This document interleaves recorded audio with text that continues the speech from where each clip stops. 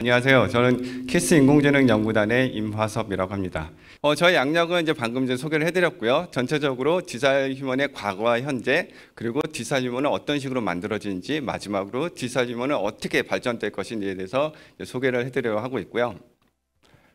여기 지금 이 유튜브를 보고 계시거나 이렇게 들어오신 분들이 태어나기도 전에 이미 디지털 휴먼은 있었습니다. 보시면은 1996년도에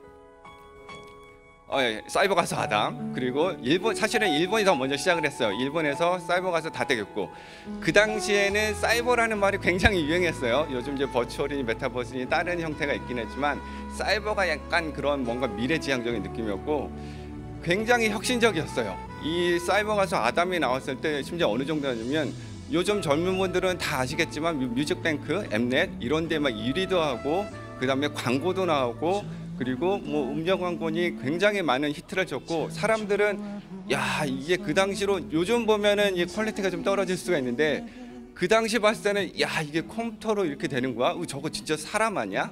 물론 이제 목소리는 실제 사람이지만 저런 식으로 뭔가 이렇게 실제 사람처럼 활동을 하는 디지털 휴먼이라는 게 처음 났기 때문에 엄청난 파급 효과가 있었습니다. 근데 이렇게 정말로 대단할 것 같은, 영원할 것 같은 이제 사이버 가수가 보시면 2년 만에 요즘처럼 뭐 코로나나 바이러스에 걸려서 죽었다는 소리 나요. 왜 그러냐면 이게 3개월 만에 5억, 그 당시 25년 전에 5억이면 엄청난 금액이, 아파트 수십 채를 살 거예요. 이 정도 수익을 나긴 했지만 만드는 시간이 너무 오래 걸린 거예요. 사람도 너무 많이 들고 기술도 없고 장비도 없고, 그러다 보니까 사람들한테 계속 새로운 컨텐츠를 보여줘야 되는데 그걸 따라갈 수가 없는 거예요.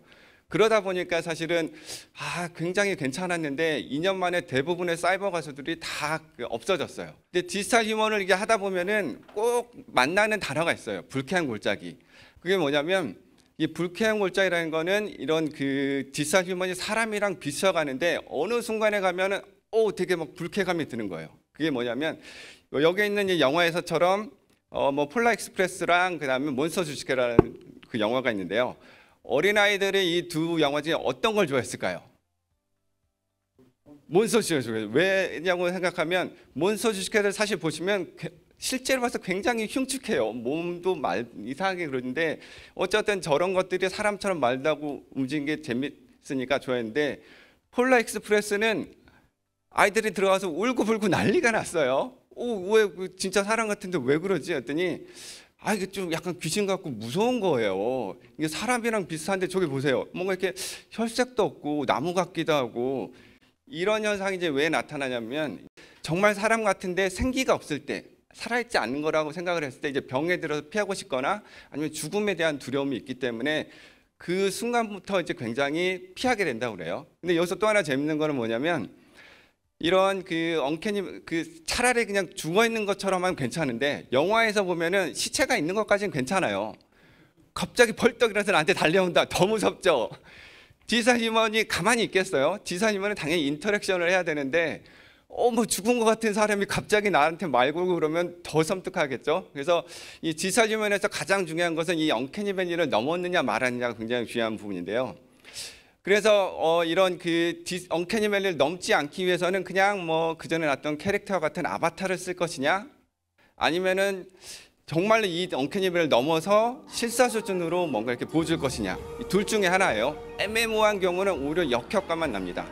그러면 이런 언캐니 밸리를 언제부터 넘었느냐 보시면, 한 2009년도에 미국의 USC에서 그러면 이게 진짜 좀 사람 같은 디지털 휴먼을 만들어야 하는데 어떻게 하면 될까? 한번 우리가 넘어보자 해서 나온 게 이제 디지털 에밀리 프로젝트인데요. 여기 보이는 것처럼 실제 사람을 인터뷰를 하면서 중간에 CG로 완전히 넘어가게 됩니다. 근데 사람들한테 보여줬을 때 그 순간을 눈치채지 못했어요. 저게 CG였어? 이 순간이 바로 이제 이런 기술이 이런 언캐니 밸리를 넘었다고 보시면 되고요. 여기 계신 것처럼 이 언캐니 밸리를 넘기 위해서는 굉장히 많은 기술이 들어갔어요. 굉장히 많은 시간도 들어가고 굉장히 많은 사람도 들어가고요. 장비 들어가고. 어쨌든 이 2009년을 지나서는 이제 언캐니 밸리는 사실 기술적으로 넘을 수 있다라고 생각을 하시면 되고, 요즘은 언캐니 밸리를 뭘 넘으면 기술이 좀 떨어지는데 이런 게 말씀하실 수가 있어요. 그래서 이런 그 디지털 휴먼이 언캐니밸 넘은 디지털 휴먼은 뭐 2020년도에 CES에서 삼성이 이제 뭐 인공지능 네온이라고 이렇게 나온 적이 있고요. 그 이후에도 요즘 이제 버추얼 인플루언서라고 해서 굉장히 많은 버추얼 인플루언서가 있습니다. 이제 같이 이제 디지털 휴먼이라고 나오고 있긴 하는데 뭐 릴 미켈라라고 해서 이런 그 SNS 굉장히 유명한 그 디지털 휴먼이 있고요.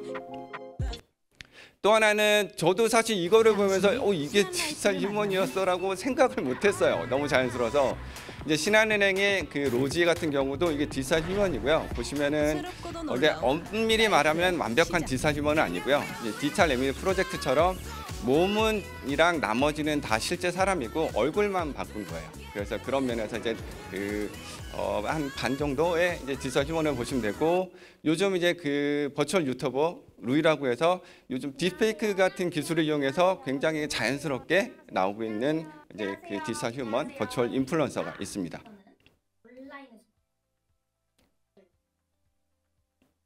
근데 보시는 것처럼 디지털 휴먼이라는 게 나중에 이제 발전 단계를 말씀드리겠지만 처음에 시작한 게 버추얼 인플루언서예요. 그럼 왜 처음에 버추얼 인플루언서부터 시작을 하느냐?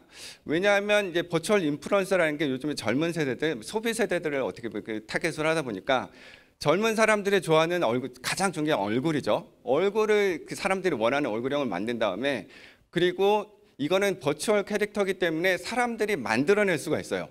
실제 사람 같은 경우를 썼을 경우는 사실 뭐 스케줄 펑크도 내고 갑자기 둘이 뭐 싸워서 안 나오겠다 그러고 굉장히 개인사로 그 이런 공적인 이런 그 일을 그 사고가 닥치는 경우가 많기 때문에 그런 부분에 있어서 이제 디지털 휴머를 버추얼 인플루언서 많이 쓰게 있고요. 실제 매출에도 큰 영향이 있고요.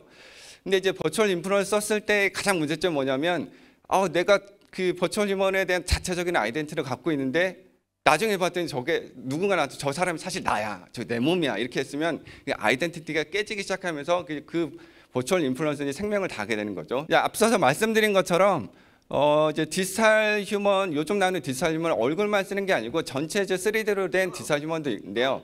예를 들어서 이제 WHO의 이제 금연 홍보대사 플로렌스 같은 경우는 이렇게 노트북을 이용해서 사람이랑 대화를 하면서 어떻게 금연을 할지, 어떤 식으로 할지 가이드를 해줍니다. 이런 디지털 휴먼이 유용한 점이 어떻게 보면 컴퓨터와 같은 건데요. 24시간 전 세계 어디서나 많은 사람이 달라붙어도 지치지 않고 계속 얘기를 해줄 수가 있어요. 그런 면에서 디지털 휴먼이 굉장히 유용하다고 볼 수가 있고요. 근데 이제 꼭 디지털 휴먼이 3D로 다 하고 정말로 실사 수준으로 해야지만 이게 의미를 다하냐? 꼭 그거는 아니에요.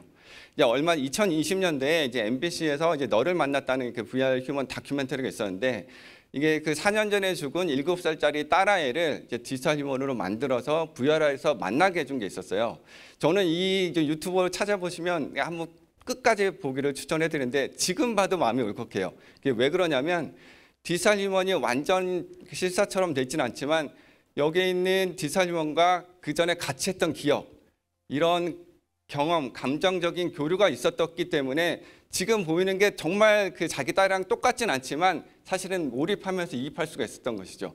이런 면에서 디지털 휴먼이 꼭 실사처럼 다른 게 중요한 건 아니다. 어떻게 보면 감정 교류를 가능하게 해준 게 굉장히 중요한 거다는 게 말씀을 드리고 싶고요. 말씀드린 것처럼 이제 디지털 휴먼은 요즘 말하는 메타버스의 가장 핵심 컨텐츠죠. 메타버스에서 결국 하려는 거는 사람의 어떤 활동이죠. 예를 들어서 이제 메타버스에 대해서 최근 뭐 가트너에서는 이런 얘기를 해요. 2026년도에는 전 세계의 25%의 사람이 메타버스에서 1시간 이상을 활동할 것이다. 결국 사람이 그 안에서 활동하는 것이기 때문에 그 사람이 어떤 식으로든 메타버스의 표현이 돼야 되고 그게 바로 디지털 휴먼이 될 것입니다. 그렇기 때문에 메타버스의 발전은 당연히 디지털 휴먼의 발전으로 이어질 수밖에 없고요. 이런 디지털 휴먼은 꼭 메타버스가 아니더라도 요즘 뭐 교육이나 금융, 의료 굉장히 많은 분야에서 쓰이고 있습니다. 그러면 제가 이제 뭐 디지털 휴먼에서 대략적으로 이제 요즘 분이 아실 만한 이제 컨텐츠로 소개를 해드렸는데, 이런 디지털 휴먼을 어떻게 만들 것이냐를 보고 있는데 시간이 벌써 한 10분 조금 더 남은 것 같아요. 그래서 더 빨리 해야 될 것 같아요. 집중 더 잘하시고 들으시면 됩니다. 일단 디지털 휴먼에 듣게 되면 이제 키워드부터 좀 정의를 해야 되는데요. 이제 디지털 휴먼, 버추얼 휴먼, 디지털 더블, 딥페이크 이게 다 뭐야? 근데 일단 디지털 휴먼의 그 가장 정확한 정의는 모든 것을 3D로 만들어서 모든 것을 컴퓨터나 이런 그 디지털 데이터로 제어할 수 있을 경우에 디지털 휴먼이라고 하고요. 그 중에서도 이제 버추얼 휴먼이라는 것은 버추얼 인플루언서처럼 자기만의 정체성을 가지고 있을 때 이제 버추얼 휴먼이라고 하고, 실제 있는 사람을 이제 복제를 하는 경우는 디지털 더블이라고 얘기를 합니다. 사실 지금까지는 사실 디지털 휴먼이 어떤 외형적인 거에 그치기만 하는데 여기서 조금 더 나아가서 자체적인 지능을 갖춰야지만 이 향후에 디지털 휴먼으로 발전할 것이라고 생각을 하고요. 디지털 휴먼은 이제 여기 보이는 것처럼 단순히 외형적인 형상뿐만 아니라 동작, 표정, 그리고 말, 그다음에 기억이나 이런 그 지식, 인지 이런 모든 것을 합쳐져야지 정말 제대로 된 디지털 휴먼이 될 것으로 생각을 하는데요. 그럼 가장 이제 앞부분에 있어서 이런 디지털 휴먼을 어떻게 만드는지에 대해서 간단히 소개드리면, 당연히 디자이너가 직접 디자인해서 이제 그 디지털 휴먼을 만들 수도 있고, 아니면 한 100대 이상의 카메라를 이용해서 디지털 휴먼을 만들 수도 있고, 요즘 유행하는 인공지능, 머신러닝 기법으로 사진 몇 장에서도 만들어낸 것도 가능합니다. 그 3차원으로 복원된 디지털 휴먼의 통상적인 방법으로는 이게 그 3차원 복원을 한 다음에 이제 정교화된 메쉬를 넣고, 그 다음에 저희 리깅이라고 하는데 스켈레톤을 입히고 나서 텍스처 매핑을 하면, 여기 있는 동영상을 잠깐 틀어주시면 저기처럼 이제 움직일 수 있는 디지털 휴먼이 나오고요. 저기 있는 디지털 휴먼은 잘 보시면 누구랑 비슷하죠? 저에 대한 디지털 휴먼이고요. 저는 이게 디지털 휴먼을 이제 고속으로 만드는 기술을 하고 있습니다. 고속으로 완전히 자동. 여기 있는 이제 디지털 휴먼은 한 1분 내에 한번 스캔만 하면 자동으로 만들어지는 디지털 휴먼 기술 제가 가지고 있고요. 그 보시면 저의 춤 사이를 그대로 따라하고 있는 건 아니고요. 저도 춤추는 걸 좋아하긴 했지만 여기는 이제 당연히 그 춤추는 데이터를 넣어서 이렇게 춤추고 있는 건데, 이제 디지털 휴먼이라는 거는 쉬지도 않고 저렇게 계속 춤을 추고 있어요. 저의 어떻게 보면 젊었을 때도 저런 식으로 계속 남길 수 있는 것도 가능할 것 같고요. 잠깐 이제 그 얘기가 딴 흘렀고요. 말씀드린 것처럼 이제 동작 같은 경우 당연히 사람의 동작을 따라야 되기 때문에 IMU 기반의 모션 캡처라든가 광학식 장비나 아니면 머신러닝 기반으로 영상에서 동작을 뽑아내는 것도 가능한데요. 여기 보시면 이거는 디지털 휴먼을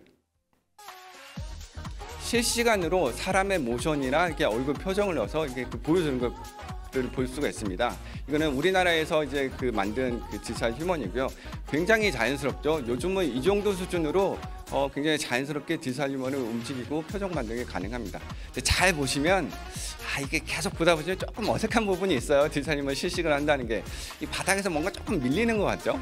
이런 부분이 있어서 이게 처음에는 그럴듯한데 잘 보면 조금씩 뭔가 보입니다. 저는 자꾸 저런 것만 보여요. 그래서 이제 디지털 휴먼을 이제 만들고 이제 모션도 넣었으면 이걸 실제처럼 보이게 하는 것은 조금 다른 기술이긴 한데, 렌더링 기술에 있어도 당연히 컴퓨터 그래픽을 쓰는 기술, 요즘 인공지능이나 머신러닝을 쓰는 기술, 굉장히 다양한 기술들이 있고요. 이런 부분은 혹시 나중에 연락을 주시면 제가 조금 더 자세히 설명을 해드리고요. 그래서 디지털 휴먼을 이게 요즘은 굉장히 쉽게 만드는 툴이 나오기도 해요. 이제 언리얼사에서 이제 메타 휴먼이라고 해서 일반 사람들도 굉장히 손쉽게 한 5분, 10분 만에 보이는 게 진짜 사람이 아니에요. 디지털 휴먼인데 5분, 10분 만에 저런 휴먼을 만들어낼 수가 있습니다. 그리고 자기가 원하는 컨텐츠에 넣을 수가 있긴 한데요. 이제 해외에서 만들다 보니까 이게 저희 연구원들을 시켜봐도 한국 사람처럼 만드는 게 좀 어려운 것 같아요. 그래서 저도 항상 이 한국적인 디지털 휴먼을 만드는 게 중요하다. 그래서 그런 부분을 계속 이제 연구를 진행을 하고 있고요.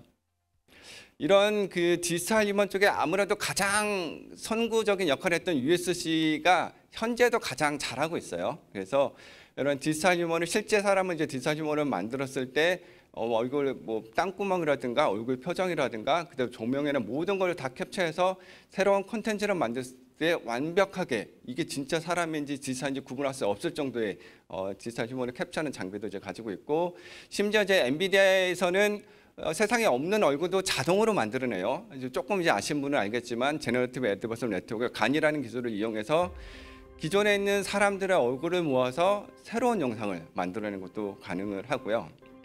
여기 보이는 것처럼 여러 가지 영상을 합쳐서 새로운 스타일의 사람을 자동으로 만들기 가능한 것처럼 이제 디지털 휴먼도 굉장히 손쉽게 사람들의 원하는 스타일로 만드는 게 지금은 충분히 가능합니다. 근데 이제 디지털 휴먼의 이제 외형적인 거, 그 다음에 동작, 그 다음에 나온 게 뭐예요? 이제 말을 해야 되잖아요. 그럼 말을 그러면 어떻게 해야 될까? 요즘 이게 자연어 처리 분야에서는 2017년도에 이제 구글에서 트랜스포머 네트워크라는 그 기술을 발표를 하고 그 이후에 GPT나 버트라는 기술을 이용해서 자인어 처리 기술이 엄청나게 발전했어요. 옛날보다 굉장히 발전했는데 이런 그 대화에서의 가장 중요한 부분이 뭐냐면 외형적인 거는 굉장히 사람들이 컨트롤해서 잘 만들 수 있는데 이런 그 대화 부분은 정말로 많은 데이터를 넣기 때문에 이 컨트롤하기 굉장히 어려운 거예요. 그래서 데이터를 잘못 넣었을 때 디지털 휴먼이 막 욕도 하고 뭐 개인정보도 하고 이렇게 막 할 수도 있는 거죠. 그게 바로 작년에 나왔던 이루다 사태였고요. 아마 올해는 이루다 2.0이 좀 나온 것 같아요. 조금 더 이렇게 잘하는 게 있을 거고. 그리고 이제 여기 이제 작년에서 나오는 뭐 그 LG U+에서 만든 이제 가라미 같은 건데요. 이제 디지털 휴먼을 만들어 놓고 이제 대화를 하려다 보면 어떤 식으로든 이제 그 관련 컨텐츠를 넣어줘야 되는데 이제 컨텐츠를 굉장히 안 좋은 컨텐츠를 넣었더니 디지털 휴먼이 뭐 되게 막 반말도 하고 막 왜 그래? 약간 이런 식으로 하는 거예요. 그래서 디지털 휴먼도 외형적인 거는 정말 사람처럼 만들어졌지만 이게 정말 사람답게 하기 위해서는 저희가 교육을 받듯이 좋은 컨텐츠, 정제된 데이터를 밀어넣어야지만 이게 사람처럼 사람과 더불어 살아갈 수 있다는 걸 좀 말씀드리고 싶은데요. 또 그런 이런 그 자인어 처리 같은 경우는 이제 텍스트에서 가는 거고 이걸 음성으로 만들어내는 건 조금 다릅니다. 그래서 이런 텍스트 정보를 음성으로 합성을 해서 최근에는 예전에 이제 그 돌아간 유명한 신해철 가수도 이제 목소리 그대로 재현해낼 수도 있고요. 최근 노래를 과거 가수의 목소리로 재현하는 것도 가능해졌습니다. 근데 지금까지 이제 그런 디지털 휴먼을 그러면은 만들고 그다음에 대화하고 이런 것까지 다 있는데 이 디지털 휴먼 계속 디스플레이만 있는 거 아니냐? 어떻게 계속 이러고만 하냐? 들고 디스플레이 이 큰 디스플레이 들고 다닐 수도 없잖아요. 그렇기 때문에 가장 좋은 게 아마도 제가 보기에는 AR 글래스가 될 것 같아요. 그런 이유에서 삼성도 그렇고 애플도 그렇고 가볍고 성능 좋고 이런 3차원으로 볼 수 있는 AR 글래스를 굉장히 많이 개발하고 있고요. 그리고 이거와 관련해서 굉장히 재미있는 기술이 있어요. 키스에서도 메타 휴머노이드 기술을 하고 있는데 제가 이 기술을 보고 따라한 건 아닌데 저희 기술을 하면서 관련 기술 찾다 보니까 나왔는데요. 일본에서 2007년도에 디지털 휴먼을 이제 그 휴머노이드 로봇에 얹힌 다음에 디지털 휴먼은 사람이랑 인터랙션이 불가하기 때문에 보는 것은 이제 그 AR 글래스로 보고 있고 실제로 만지는 거는 그 휴머노이드 로봇을 만지게 됩니다. 그래서 디지털 데이터를 만들 수 있게 가능해진 거죠. 키스에서도 이런 기술을 하고 있고요. 이제 디지털 휴먼이 그럼 앞으로 어떻게 발전할 것이냐 보시면 지금 현재 나와 있는 게 버추얼 인플루언서예요. 그리고 그다음에 버추얼 어시스턴트 조금씩 나와 있고 어떻게 보면 인터랙션의 단계로 보실 수가 있는데요. 버추얼 인플루언서랑 대화하신 분 계세요? 없으시죠? 버추얼 인플루언서는 그냥 광고나 이런 식으로 일방적으로 오는 거예요. 그리고 버추얼 어시스트 같은 경우는 그리고 턴 바이 턴으로 어떤 뭐 키오스크에서 이렇게 주고받듯이 이런 인터랙션이 가능하고 조금 더 나가면 인텔리전트 어시스트는 완전히 실시간으로 지능적인 인터랙션이 가능하고요. 버추얼 컴패니언 같은 경우는 이제 거의 같이 사는 디지털 휴먼이 될 것이고 마지막으로는 디지털 데이터와 현실 데이터의 구분이 없어지는 메타 휴먼이라는 게 올 것으로 생각하는데 이거는 조금 더 기다려야 될 것 같아요. 당장 오진 않을 것 같아요. 그래서 버추얼 어시스트는 뭐냐면 요즘 이제 뭐 키오스크, 공항이랑 뭐 은행 같은 데에 가서 이제 디지털 휴먼이 안내를 해주잖아요. 그런 식으로 이제 특정 상황, 특정 정보에 대해서 좀 더 효과적으로 사람에게 친근하게 전달해 주는 게 이제 버추얼 어시스트고요. 여기서 이제 조금 더 가면 이제 인텔리전트 어시스트라고 하는데 예전에 허라는 영화가 있었는데요. 사람이 이제 OS랑 사랑에 빠지는데 이게 어떻게 보면 뭐 지금도 구글이랑 사랑에 빠진 사람 많죠. 구글이 다 해주잖아요. 구글이 메일도 있고 일정도 잡아주고 그 다음에 뭐 심지어 사진까지 하고 내가 쇼핑하는 거 다 보고 추천까지 해주고. 그래서 이제 인텔리전트 어시스트라는 것은 이제 구글이 그전까지 했던 거 플러스 인공지능 스피커 플러스 디지털 휴먼이 되면 디지털 휴먼이 저의 일정 관리나 이런 것들을 AR 글래스 통해서 다 해줄 거라고 생각을 해요. 근데 그래서 조금 더 나가면 이제 어떤 관계까지 가느냐? 이제 관계라고 하니까 조금 이상하긴 한데 이제 버추얼 컴패니언까지 가는 단계는 거의 집안에서 이제 같이 사는 거죠. 그리고 더불어서 나와의 같이 있던 기억이 있는 거예요. 어떻게 보면 아까 말씀드린 것처럼 옛날에 그 딸을 부여를 했을 때 그 감정적인 교류가 가는 것처럼 이러한 버추얼 휴먼은 집안에서 같이 영화를 본다거나 집안에서 어떤 동시에 어떤 그 경험을 공유하기 때문에 이제는 뗄래야 뗄 수가 없는 사이까지 가는 거라고 생각을 하고요. 이런 그 버추얼 컴패니언은 블레이드 러너 영화를 보시면 굉장히 잘 나타나고 있습니다. 이제 마지막으로 나오는 것이 이제 메타휴먼인데요. 이 메타휴먼은 디지털과 현실이 완전히 이제 그 구분이 없어지는 경우인데요. 이제 아마존 드라마 이제 업로드를 보시면 죽기 전에 사람의 모든 기억이나 이런 지식을 이제 디지털 데이터로 옮긴 다음에 그런 생명을 디지털에서 연속하는 그런 이제 드라마가 있고요. 그리고 이런 그 메타휴먼이라는 것에서 가장 잘 대표하는 게 아마 영화 매트릭스가 될 것 같아요. 실제 사람이 이제 디지털 속에 들어가기도 하고 나오기도 하고 이런 게 이제 매트릭스가 될 것 같은데 이거 아마 영화를 보신 분은 알겠지만 여기 굉장히 재밌는 장면이 있어요. 매트릭스 안에 있는 스미스는 디지털 휴먼인데 이게 실제 사람 안에 들어와 버렸어요. 이게 도대체 어떻게 가능해진 것인가? 이제 이거를 궁금히 이렇게 생각하고 잘 찾아보니까 굉장히 재밌는 동영상이 있어요. 이게 뭐냐면 예전에 킥스타터를 하면서 이렇게 나온 건데 실제 살아있는 바퀴벌레예요. 실제 살아있는 바퀴벌레에 이런 이제 키트를 이렇게 연결하고 신호를 주면 핸드폰으로 조종을 할 수가 있어요. 뭐 앞으로 가고 뒤로 가고. 쟤는 진짜 바퀴벌레고 지가 가고 싶은 방향이 있을 텐데 이런 디지털 데이터로 조정을 하는 거죠. 이게 뭐냐면 만약에 디지털 휴먼이 실제 사람으로 들어왔을 때는 결국 사람도 어떤 신호에 대해서 주고받는 거기 때문에 뇌에서 신체를 움직이게 한 모든 행동을 차단하고 반대로 디지털 휴먼이 신체를 움직이는 신호를 거꾸로 넣어주는 거죠. 그러면 사람의 의식이라는 거는 의식만 있지만 아무것도 할 수 없고 그냥 그대로 있기만 하는 거고 모든 것은 디지털 휴먼이 실제 사람을 제어할 수도 있지 않을까 뭐 이런 생각을 좀 해봤어요. 굉장히 재밌는 생각이긴 하지만 또 모르죠. 이렇게 될지는. 그리고 심지어 실제로 그 테슬라에서는 이거는 이제 그 어떤 그 데이터를 밀어넣는 건 아니고 이제 뇌의 신호를 빼서 뭔가 인터랙션하는 것을 하고 있고 이런 것들이 조금 더 발전하게 되면 아마 뭐 그런 생각을 해볼 수도 있을 것 같아요. 사람을 이렇게 조종한다거나 이런 것도. 이제 키스는 이런 디지털 휴먼에 관련돼서 뭐 한 크게 두 가지 정도를 소개해드리면 디지털 휴먼을 만든 것 자체가 굉장히 시간도 오래고 돈도 오래 걸리기 때문에 간단한 뭐 사진이나 비디오만 갖고 그 사람이 똑같은 걸 만들어서 그 사람처럼 인터랙션을 하는 키스 디지털 부활 과제를 하고 있고요.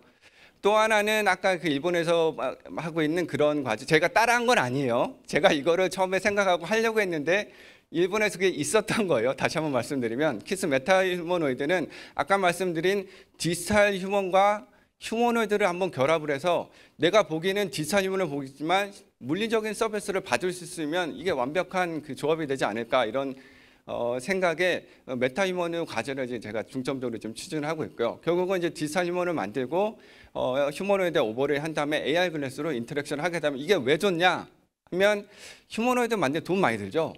근데 이거를 한 사람만 쓰면 안 좋잖아요. 어디에 가서 내가 좋아하는 디지털 휴먼이 나타나서 뭔가 서비스는 굉장히 좋은 것처럼 사람에 맞춰서 디지털 휴먼을 바꿀 수가 있기 때문에 요즘 유행하는 뭐 그 현대 eGMP 이런 것처럼 같은 플랫폼에 다양한 외형을 가질 수 있는 게 좋아요.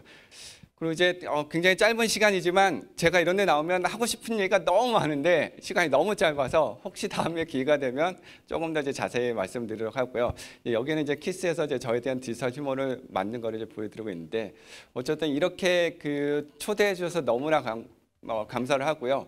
말씀드린 것처럼 디지털 휴머는 메타버스의 핵심 콘텐츠이고 앞으로 미래에 굉장히 중요한 기술이 될 것이기 때문에 여러분들의 많은 관심을 가지고 그다음에 이쪽 분야를 많이 연구를 해주시면 굉장히 좋을 것 같습니다. 이상으로 저의 발표를 마치겠습니다. 네, 감사합니다.